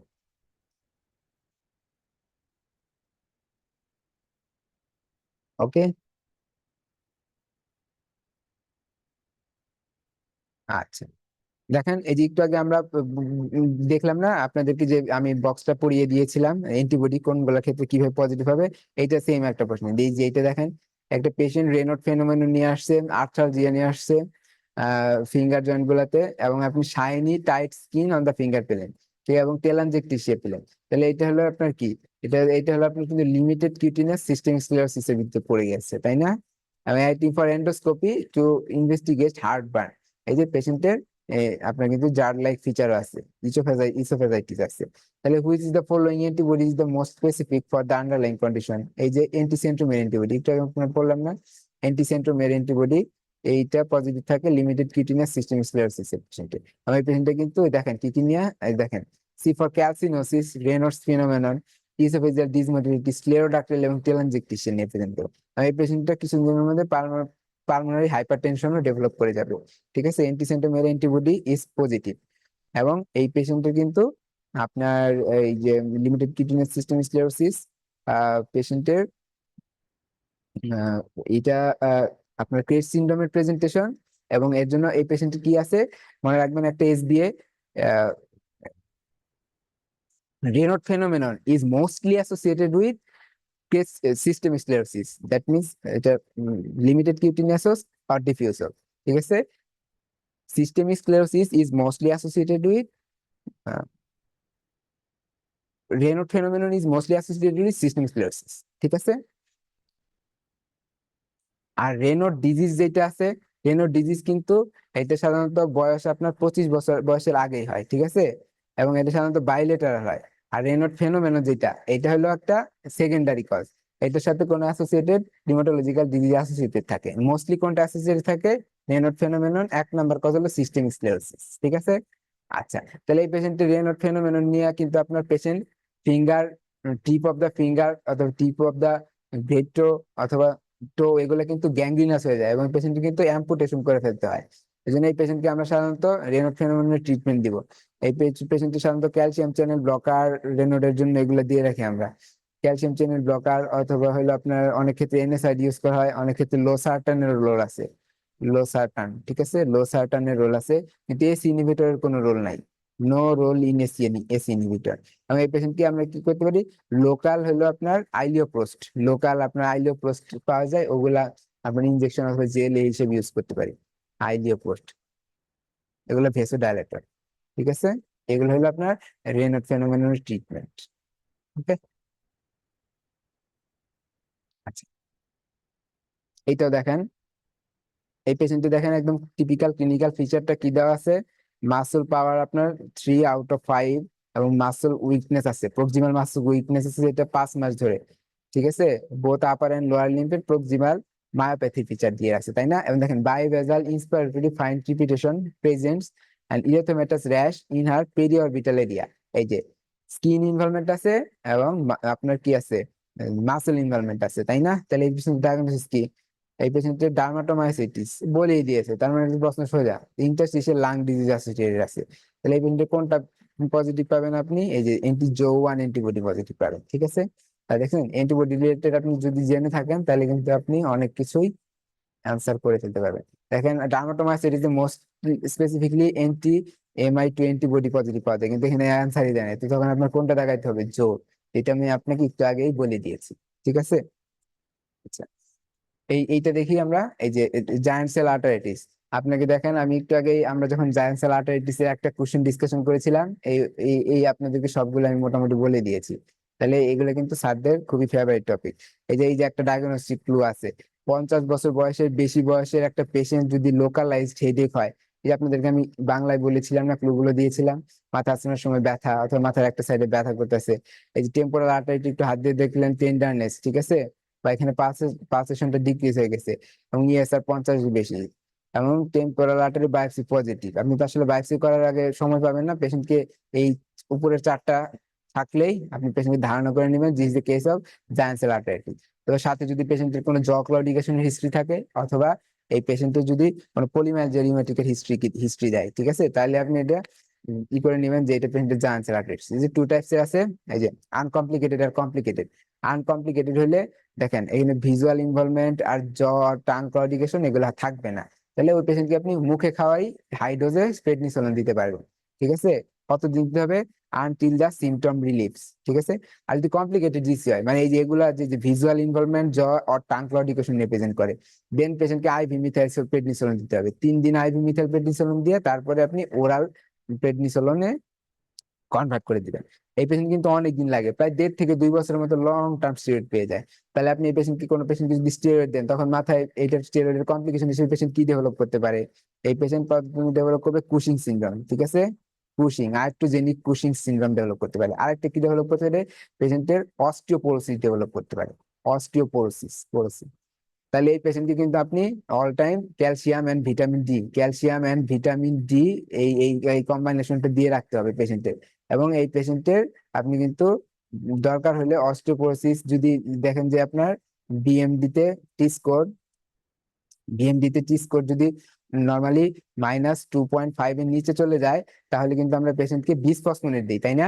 কিন্তু মনে রাখবেন, একটা পেশেন্ট স্টেরয়েড পাচ্ছে, লং টার্ম স্টেরয়েড পাচ্ছে, তার বিএমডি যদি 1.5 এর নিচে চলে যায়, -1.5 এর চেয়ে নিচে চলে যায়, ঠিক আছে, তাহলে কিন্তু এই পেশেন্টকে আমরা ওই বিসফসফোনেট বোনস প্রোটেকশনের জন্য স্টার্ট করে দিব, ঠিক আছে? এটা একটা পিকুলিয়ার, এটা মনে রাখবেন। সাধারণত -2.5 এর নিচে গেলে আমরা বিসফসফোনেট স্টার্ট করি অস্টিওপোরোসিসে, কিন্তু পেশেন্ট ইজ অন স্টেরয়েড এবং এই পেশেন্টের আপনার টি স্কোর -1.5 এর নিচে, তাহলে আমরা বিসফসফোনেট তাহলে স্টার্ট করে দিতে পারবো, ঠিক আছে? এখান থেকে আরো কি কোশ্চেন আসতে পারে? ওরাল বিসফসফোনেটের সাইড ইফেক্ট কি? ওরাল বিসফসফোনেট দিয়ে আমরা ফার্স্ট লাইন ইউজ করতে চাই, কিন্তু ওরাল বিসফসফোনেটের একটা সাইড ইফেক্ট আছে, সেটা হলো আপনার ইসোফেজাইটিস করে, ঠিক আছে? ইসোফেজাইটিস। তাহলে ওই পেশেন্টকে আপনি কিভাবে ওরাল বিসফসফোনেট খাওয়ার জন্য অ্যাডভাইস করবেন, ঠিক আছে? এটা একটা অ্যান্সার। আর আইভি বিসফসফোনেট কি আছে? যেমন জোলেনড্রনিক অ্যাসিড, তাই না? আইভি বিসফসফোনেট দেওয়ার আগে পেশেন্টের কি কি দেখতে হবে? সিকেডিতে কোন পেশেন্টকে কোন বিসফসফোনেট দিতে পারবেন, ঠিক আছে? এগুলা কিন্তু জানতে হবে একটু একটু করে, ঠিক আছে? এবং আইভি বিসফসফোনেট দেওয়ার একটা সাইড ইফেক্ট কি? অস্টিওনেক্রোসিস অফ জ হয়। অস্টিওনেক্রোসিস অস্টিওনেক্রোসিস অফ জ, ঠিক আছে? এটা কিন্তু আপনার খেয়াল রাখতে হবে। সো পেশেন্টের ডেন্টাল ইভালুয়েশনটা কিন্তু জরুরি। তাহলে দেখেন, এক জায়ান্ট সেল আর্টারাইটিস থেকে আমরা স্টেরয়েডের সাইড ইফেক্টে চলে গেলাম, ঠিক আছে? এইভাবে কিন্তু প্রশ্ন আসতে পারে, এগুলো কিন্তু আমরা কিন্তু খেয়াল রাখবো। কোশ্চেন এইটা দেখি। আহ, এই যে দেখেন, 50 years old ম্যান আপনার কাছে কি আসছে কি? In the middle of night ইমার্জেন্সিতে আসছে, pain and swelling of the first second third fourth metatarsophalangeal joint, left ankle আর রাইট নি। আপনি এক্সামিনেশন করে এগুলো হট টেন্ডার সোলেন পেলেন জয়েন্ট গুলো, তাই না? যে definitive confirm of the suspected diagnosis, examination of the joint food, দেখছেন? এটা কিন্তু অলিগো আর্থ্রাইটিস, ঠিক আছে? অ্যাকিউট অলিগো আর্টিকুলার প্রেজেন্টেশন কিন্তু, ঠিক আছে? এবং অ্যাকিউট আর্থ্রাইটিস, যেখানে রেড হট টেন্ডারনেস অ্যাকিউট ইনফ্লামেশনের আপনার ফিচার আছে। তাহলে এইটা করলে আপনাকে ক্লু দিবে। আপনি জয়েন্ট পেইন রেস্পিরেশন করে ফেলেন, বলে গাউট নাকি এটা সেপটিক আর্থারাইটিস সবকিছু আপনি দেখতে পারবেন। ঠিক আছে, এই যে এই পেশেন্টের কিন্তু এই যে এইটা এইটা এই ক্লু দিয়েও কিন্তু আরেকটা জিনিস ডিফারেন্সিয়েট করে ফেলতেন যে this is the acute attack of gout. এখানে first, second, third, fourth metatarsophalangeal joint involvement করছে। ঠিক আছে, এবং লার্জ জয়েন্টেও কিন্তু গাউট হতে পারে। এটা অনেকে মিসকনসেপ্ট আছে যে গাউট তো শুধু বিগ টোতে, বেজ অফ দা বিগ টোতে হয়, কিন্তু না, লার্জ জয়েন্টও গাউট অ্যাটাক হইতে পারে। ঠিক আছে, আচ্ছা, তাহলে এটা আপনি পাবেন। তাহলে এই যে আপনার গাউট আর সিডো গাউটের মধ্যে ডিফারেন্সিয়েশন কিভাবে করবেন? সিডো গাউট, গাউট আর সিডো গাউট এই যে আপনার পোলারাইজ লাইট মাইক্রোস্কোপি করে আপনি ডিফারেন্সিয়েট করতে পারবেন সিডো গাউট। ঠিক আছে, এটা নিডেল শেপ এবং নেগেটিভলি বায়োফ্রিনজেন্স থাকবে। ঠিক আছে, নেগেটিভলি গ্রাউন্ডে গাউটে, এবং সিউডো গাউটে থাকবে কি এটা রম্বয়েড শেপ এবং পজিটিভ বায়োফ্রিনজেন্স। ঠিক আছে, এটা দিয়ে আপনি ডিফারেন্সিয়েট করবেন। দেখেন আরেকটা কি দেওয়া আছে information, chronic gout fluid is more variable but occasionally appears white due to the high crystal load. ঠিক আছে, ক্রনিক গাউট কিন্তু মাঝে মাঝে হোয়াইটও থাকতে পারে, এবং serum uric acid level may fall in acute gout. Acute gout কিন্তু আপনি তখন দেখবেন যে আমাদের স্যাররা কি করে, এই যে সেরাম ইউরিক অ্যাসিড করতে দেয়, এটা অনেক সময় আপনাকে একটা মিস ডায়াগনোসিস এর মধ্যে ফেলতে পারে। সেরাম ইউরিক অ্যাসিড তো নর্মাল, ঠিক আছে, তাহলে ইউরিক অ্যাসিড লোয়ারিং ড্রাগ দিব না। অ্যাকিউট গাউটের সময় এমনিই তো আপনি 2 থেকে 3 সপ্তাহ ইউরিক অ্যাসিড লোয়ারিং ড্রাগ দিবেন না, এবং পেশেন্টের সেরাম ইউরিক অ্যাসিড নর্মাল থাকলেও দিবেন না। ঠিক আছে, যদি সেরাম ইউরিক অ্যাসিড নর্মাল থাকার পরেও বছরে যদি 2 বার বা তার বেশি গাউটের অ্যাটাক হয়, তখন পেশেন্ট ইউরিক অ্যাসিড লোয়ারিং দিয়ে রাখবেন, অ্যালোপিরিনল দিয়ে রাখবেন। তাহলে অ্যাকিউট অ্যাটাকের সময় তো এমনি আমরা অ্যালোপিরিনল দিব না, এবং সেরাম ইউরিক অ্যাসিড অ্যাকিউট অ্যাটাকের পরে পরে নর্মাল হয়ে যেতে পারে। কেন?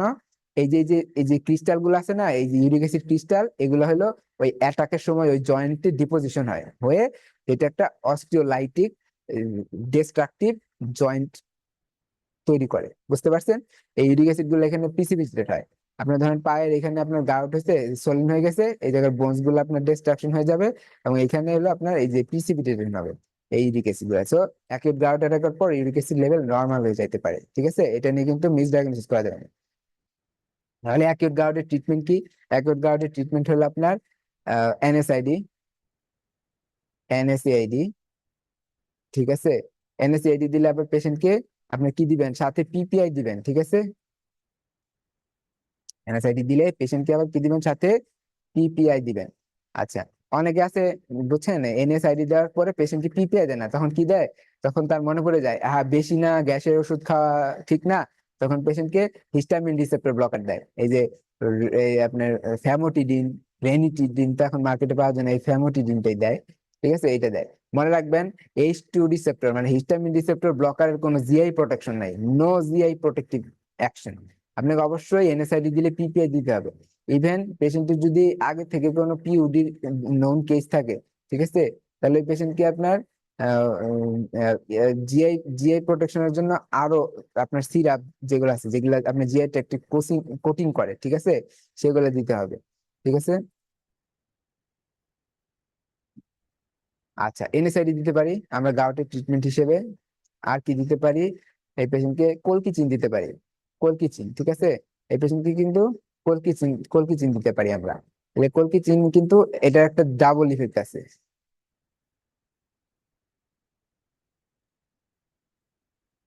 কলকিচিনের 2টা ইফেক্ট আছে, একটা হলো অ্যাকিউট গাউটেও ট্রিটমেন্ট করে, পেইন ইনফ্লামেশন এগুলো কমায়, এবং রিকারেন্ট গাউটি অ্যাটাকও কমায়। বুঝতে পারছেন? যদি বলে যে which drug cause recurrent gouty attack, acute attack recurrent যদি না হয়, এটার জন্য রোল কি কার আছে, কলকিচিনের। আর কি দিতে পারেন এই পেশেন্টের, তারপরে যদি পেইন না কমে, স্টেরয়েড দিতে পারেন।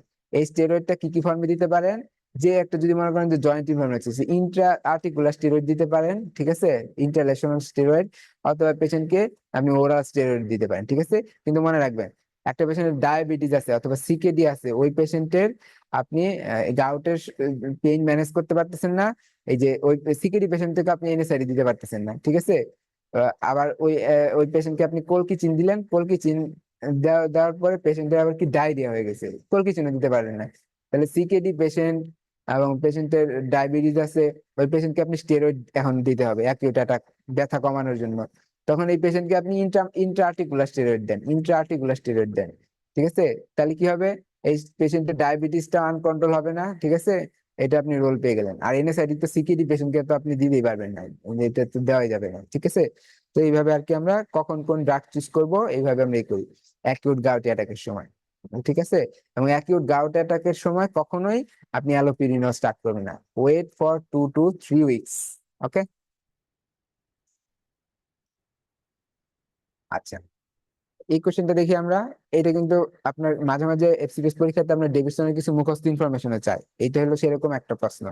এই যে which of the following micro organism is associated with the establishment of ankylosing spondylitis. এটা হলো ক্লেবসিয়েলা অ্যারোজেন্স, ঠিক আছে। এটা আপনার কিছু কেস রিপোর্ট পাওয়া গিয়েছে যেখানে অ্যানকাইলোসিং স্পন্ডাইলাইটিস এর সাথে অ্যাসোসিয়েটেড থাকে। চাই এই পেশেন্ট যদি ফিকাস যদি কন্টিনিউয়াসলি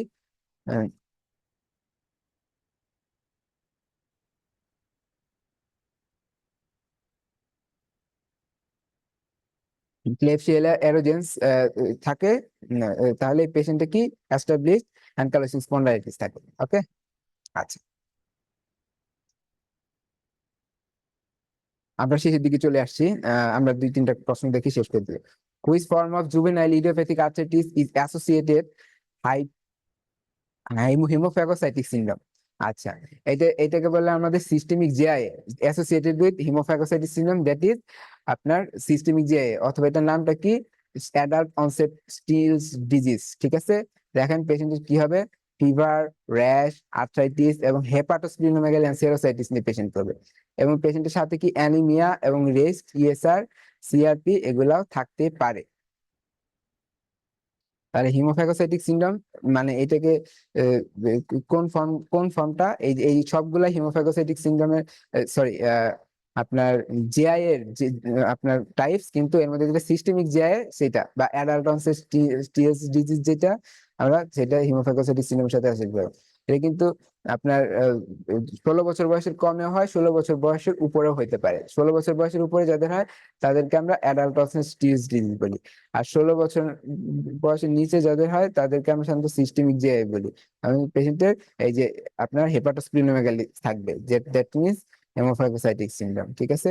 এবং অ্যাডাল্ট অনসেট ডিজিজ বলেন অথবা সিস্টেমিক জিআই, এই পেশেন্টের কিন্তু ইন্টারলিউকিন 1 ইনহিবিটর দিয়ে আমরা ট্রিটমেন্ট করি, ঠিক আছে। যে দ্যাট দ্যাট মিনস অ্যানাকিন্ডা, ঠিক আছে, অ্যানাকিন্ডা দিয়ে আমরা ট্রিটমেন্ট করি। সেই সাথে আমাদের আজকের এসবিএ পার্লের যে রিউমাটোলজি চ্যাপ্টার সেশনটা ছিল সেটা শেষ হয়ে গেল। আপনারা আসলে সবাই সবকিছু পড়ে ফেলেছেন, পারেন, সামনে আপনাদের এফসিপিএস পার্ট 1 পরীক্ষা। বাট আমাদের আজকে সেশনের উদ্দেশ্য ছিল আপনারা যাতে বইটা একটু পড়ে নিজেরাই মানে নিজেদের কেমন প্রস্তুতি হয়েছে সেটা ঝালাই করেন। আপনি সমস্যা নেই, আপনি অ্যান্সার গুলো ঢেকে ঢেকে ওই কোশ্চেন গুলো পরীক্ষার মতো করেই সলভ করে যান, দেখেন যে আপনার থিঙ্কিং এর সাথে অ্যান্সার গুলো আপনার মিলতেছে কিনা, ঠিক আছে। আর নতুন যারা আপনার 2025 সালে এফসিপিএস পার্ট 1 পরীক্ষায় বসতে যাচ্ছেন, তারা অলরেডি এখন থেকে প্রস্তুতি শুরু করে দিয়েছেন আশা করি। তারা অবশ্যই আপনার ডেভিডসন পড়ার পরে আপনার ওই চ্যাপ্টারটা কেমন পড়া হলো, আপনি অবশ্যই অবশ্যই প্রত্যেক দিন রাত্রে 2 ঘন্টা সময় রাখবেন, যে আমি যে চ্যাপ্টারটা পড়লাম বা যতটুকু পড়লাম সে ততটুকু আপনি যদি এসবিএ পার থেকে এই প্রশ্নগুলো সলভ করে নিতে পারেন, দেখতে পারেন নিজেই নিজের পড়াটা কতটুকু হলো, যাতে জাজ করতে পারেন। আপনারা সবাই ডেভিডসন পড়ার পাশাপাশি এসবি পার্ক বইটি প্র্যাকটিসের জন্য, নিজেকে উম, ঝালাই করার জন্য বইটি পাশে রাখবেন। এবং আপনারা যারা মেডিসিনে ক্যারিয়ার করবেন তাদের এফসিপিএস পরীক্ষার পাশাপাশি আরেকটি ডিগ্রিরও ড্রিম থাকে, সেটা হলো এমআরসিপি পার্ট 1। তো এমআরসিপি পার্ট 1 এর জন্য সবচেয়ে well known study content question bank হচ্ছে আপনার পাস মেডিসিন। আমাদের বাংলা মেড পাবলিকেশন থেকে এবং জেনেসিস আউটলেয়ার থেকে আপনার এমআরসিপি পার্ট 1 এর জন্য এই পাস মেডিসিন রিভিউ বইটি আছে। এই বইটি খুবই সুন্দর এবং অর্গানাইজড, টপিকস, কোশ্চেন্স, এক্সপ্লানেশন এইখানে আপনি পাবেন এই পাস মেডিসিন বই। তো কেউ যদি পাস মেডিসিন মেডিসিন আপনি যখন প্রস্তুতি নিচ্ছেন, আপনি সাথে এই প্রশ্নগুলো দেখতে চান, বা আপনি এফসিপিএস পার্ট 1 পরীক্ষা দিয়ে পরে এমআরসিপি দিবেন, তাহলে এই বইটি সংগ্রহ করে রাখতে পারেন। এবং আমি আজকে সেশন নেওয়ার আগে আমাদের বাংলা মেড পাবলিকেশনের কোঅর্ডিনেটর যিনি ছিলেন, ডক্টর বাসেদ ভাই, তো উনি আসলে আপনাদের জন্য এই দুইটি বইয়ের কম্বাইনেশনে আসলে 120 টাকার মতো ডিসকাউন্ট করে দিয়েছে, যাতে বইটা আপনারা নিতে পারেন। এবং এরপর আপনাদের যদি কোনো ধরনের সমস্যা থাকে, আপনারা আমাদের 52 মেডিকেল বুক শপে এসে আপনারা বইটা দেখে কিনে নিতে পারেন, এবং বইটির আপনি অনলাইনে অর্ডার দিতে পারেন, যেটা আপনার বাসায় একদম হোম ডেলিভারি চলে যাবে। সো আপনারা Davidson, SBA pearl for medicine এবং আপনাদের নেক্সট টার্গেট যেটা এমআরসিপি পার্ট 1 এর জন্য 5 মেডিসিন রিভিউ বুকস, এইগুলো আপনার স্টাডি কন্টেন্ট হিসেবে সাথে রাখতে পারেন এবং বারবার প্র্যাকটিস করতে পারেন। প্র্যাকটিস আপনাদের প্রস্তুতিকে পারফেকশনের দিকে নিয়ে যাবে এবং আপনার পরীক্ষা এসবিএ কারেক্ট করার ক্যাপাবিলিটি বেড়ে যাবে। সবার জন্য শুভকামনা, বেস্ট অফ লাক।